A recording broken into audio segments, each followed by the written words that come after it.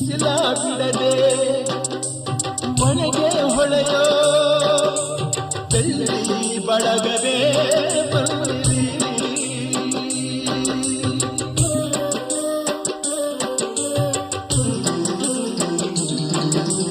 ದಿನವೂ ಪಯಣ ಹೊರಡೋ ತಿಪ್ಪಣ ನಮಗೂ ಅಮೃತ ತಂದಿರಿ. ಕವಿಯ ಬಸಿರಿಗೆ ಪ್ರೇಮ ಸಿಂಚನ ಮಿಂಚು ಮಿಂಚಿನ ಪದರ ಕಂಪನ ನೀಡುವಂತೆ ನೀಡಿ ಸುಖದ ಮಾತೆ.